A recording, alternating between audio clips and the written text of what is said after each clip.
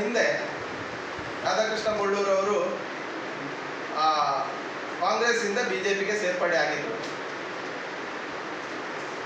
ಬರೀ ಗ್ರಾಮ ಪಂಚಾಯತ್ ಸದಸ್ಯರಾಗಿ ಆ ಸಂದರ್ಭದಲ್ಲಿ ಭಾರತೀಯ ಜನತಾ ಪಾರ್ಟಿಗೆ ಸೇರ್ಪಡೆಯಾಗಿದ್ದರು. ನಂತರದ ದಿನಗಳಲ್ಲಿ ಅವರನ್ನು APMC ಸದಸ್ಯರಾಗಿ ಮಾಡಿದ್ದು ಭಾರತೀಯ ಜನತಾ ಪಾರ್ಟಿ, APMC ಉಪಾಧ್ಯಕ್ಷರನ್ನಾಗಿ ಮಾಡಿರುವಂಥದ್ದು ಭಾರತೀಯ ಜನತಾ ಪಾರ್ಟಿ, ಮಂಡಲದ ಉಪಾಧ್ಯಕ್ಷರಾಗಿ ಮಾಡಿರುವಂಥದ್ದು ಭಾರತೀಯ ಜನತಾ ಪಾರ್ಟಿ. ನಂತರದ ದಿನಗಳಲ್ಲಿ ತಾಲೂಕು ಪಂಚಾಯತ್ ಸದಸ್ಯರಾಗಿ ಆಯ್ಕೆಯಾದರು, ತಾಲೂಕು ಪಂಚಾಯತ್ನಲ್ಲಿ ಉಪಾಧ್ಯಕ್ಷರಾಗಿ ಆಯ್ಕೆಯಾದರು, ತಾಲೂಕು ಪಂಚಾಯತ್ನ ಸ್ಥಾಯಿ ಸಮಿತಿಯನ್ನು ಕೊಡುವಂಥ ಕೆಲಸ ಕಾರ್ಯಗಳನ್ನು ಭಾರತೀಯ ಜನತಾ ಪಾರ್ಟಿ ಮಾಡಿತ್ತು. ವಿಶೇಷವಾಗಿ 1-2 ಗ್ರಾಮಗಳಿಗೆ ಮಾತ್ರ ಅವರು ನಾಯಕರಾಗಿದ್ದರು. ಆದರೆ ಭಾರತೀಯ ಜನತಾ ಪಾರ್ಟಿಗೆ ಬಂದ ನಂತರ ಮಂಡಲದ ಉಪಾಧ್ಯಕ್ಷ ಸ್ಥಾನವನ್ನು ಕೊಡುವಂಥ ಕೆಲಸ ಕಾರ್ಯಗಳನ್ನು ಮಾಡಿದರು.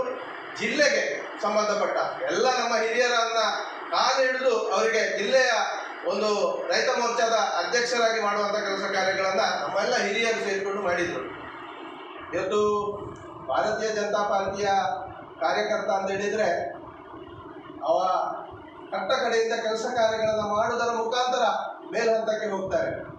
ಇವತ್ತು ಆದರೆ ರಾಧಾಕೃಷ್ಣ ಬೊಳ್ಳೂರು ಅವರಿಗೆ ಯಾವುದೇ ಆ ರೀತಿಯ BJP ಇವತ್ತು ಅವರಷ್ಟು ಕೆಲಸ ಕಾರ್ಯಗಳನ್ನು ಮಾಡ್ತಕ್ಕಂಥ ಅನೇಕ ಕಾರ್ಯಕರ್ತರು ಸುಳ್ಯ ವಿಧಾನಸಭಾ ಕ್ಷೇತ್ರದಲ್ಲಿದ್ದಾರೆ. ಆದರೆ ಅವರಿಗೆ ಕೊಡುವಷ್ಟು ಹುದ್ದೆಗಳನ್ನು ನಾವು ಉಳಿದ ಕಾರ್ಯಕರ್ತರಿಗೆ ಇಷ್ಟರವರೆಗೆ ನಮಗೆ ಕೊಡಲಿಕ್ಕೆ ಸಾಧ್ಯ ಆಗಲಿಲ್ಲ. ಆದರೂ ನಮ್ಮೊಟ್ಟಿಗೆ ಇರಬೇಕು, ನಮ್ಮ ಅವರು ನಮ್ಮ ಕಾಂಗ್ರೆಸ್ಸಿಂದ BJPಗೆ ಬಂದಿದ್ದಾರೆ ಅಂತ ಹೇಳುವ ಹಿನ್ನೆಲೆಯಿಂದ ಅವರಿಗೆ ಅವಕಾಶವನ್ನು ಕೊಡುವ ಕೆಲಸ ಕಾರ್ಯಗಳನ್ನು ಕೊಡುವಂಥ ಕೆಲಸ ಕಾರ್ಯಗಳಾಯಿತು. ಆದರೆ ಇವತ್ತು ಭಾರತೀಯ ಜನತಾ ಪಾರ್ಟಿಯ ನೇತೃತ್ವದಲ್ಲಿ ಕರ್ನಾಟಕ ರಾಜ್ಯ ಸರ್ಕಾರ ಇಲ್ಲ. ಆ ಹಿನ್ನೆಲೆಯಿಂದ ಇವರು ಅಧಿಕಾರವನ್ನು ಅನುಭವಿಸುವ ಹಿನ್ನೆಲೆಯಲ್ಲಿ ಇವತ್ತು ಕಾಂಗ್ರೆಸ್ಸಿಗೆ ಹೋಗಿದ್ದಾರೆ. ಕೆಲಸ ಕಾರ್ಯಗಳನ್ನು ಮಾಡಲಿ, ನಮಗೂ ಒಂದಷ್ಟು ಸವಾಲುಗಳಿದೆ. ಆ ಸವಾಲುಗಳನ್ನು ಮೆಟ್ಟಿ ನಿಂತು ನಾವು ಏನು ಗ್ರಾಮಗಳಲ್ಲಿ ಇವತ್ತು ನಮ್ಮ ಎಲ್ಲ ಕಾರ್ಯಕರ್ತರು ಯಾವುದೇ ಪ್ರತಿಫಲ ಅಪೇಕ್ಷೆ ಇಲ್ಲದೆ ಕೆಲಸ ಕಾರ್ಯಗಳನ್ನು ಮಾಡುವಂಥ ಒಂದು ತಂಡ ಭಾರತೀಯ ಜನತಾ ಪಾರ್ಟಿಯಲ್ಲಿದೆ.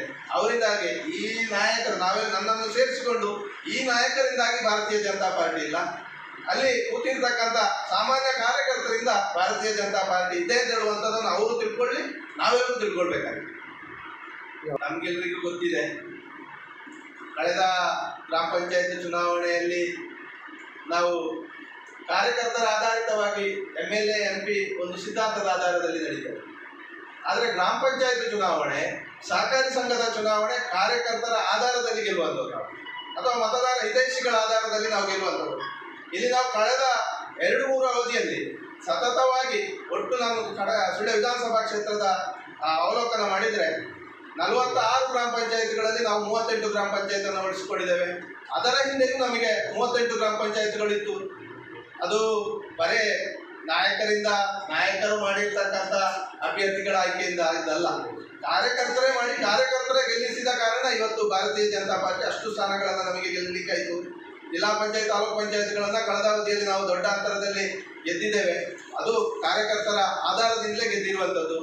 ಇವತ್ತು ನಮಗೆ ಯೋಚನೆ ಮಾಡ್ಬೋದು, ಕಾಂಗ್ರೆಸ್ ಇಡೀ ಕ್ಷೇತ್ರದಲ್ಲಿ 7ರಿಂದ 8 ಪಂಚಾಯತ್ಗಳು ಇರುವಂಥದ್ದು.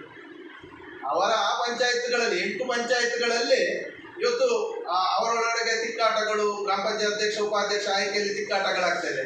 ಆದರೆ ನಮ್ಮ 38 ಗ್ರಾಮ ಪಂಚಾಯತ್ಗಳಲ್ಲಿ ಎಲ್ಲ ಕಾರ್ಯಕರ್ತರ ಒಂದು ಆಧಾರದಲ್ಲಿ ಅವರ ಏನು ಆಕಾಂಕ್ಷೆ ಇದೆ, ಅವರ ಒಂದು ಸಲಹೆ ಸೂಚನೆಗಳನ್ನು ಆಧರಿಸಿ ನಾವು ಅಧ್ಯಕ್ಷ ಉಪಾಧ್ಯಕ್ಷರನ್ನು ಆಯ್ಕೆ ಮಾಡಿರುವಂಥದ್ದು. ಯಾವುದೇ ನಾಯಕ ಹೋಗಿ ಅವರು ಹೇಳಿದರು ಕೋರ್ ಕಮಿಟಿ ಆ ರೀತಿಯ ನಿರ್ಧಾರಗಳನ್ನು ತೆಗೆದುಕೊಳ್ಳುವುದಿಲ್ಲ. ಯಾರು ಕಾರ್ಯಕರ್ತರಿದ್ದಾರೆ, ಯಾರು ನಮ್ಮ ಚುನಾಯಿತ ಸ್ಥಳಮಟ್ಟದ ಜನಪ್ರತಿನಿಧಿಗಳಿದ್ದಾರೆ, ಅವರ ಒಂದು ಸಲಹೆಗಳಿಂದ ಅವರ ಸೂಚನೆಗಳ ಆಧಾರದಲ್ಲೇ ನಾವು ಯಾವುದೇ ಒಂದು ಯೋಚನೆ ಮಾಡ್ತೇವೆ ಮತ್ತು ಅದನ್ನು ಅನುಷ್ಠಾನ ಮಾಡುವಂಥ ಕೆಲಸ ಕಾರ್ಯಗಳನ್ನು ಮಾಡ್ತೇವೆ.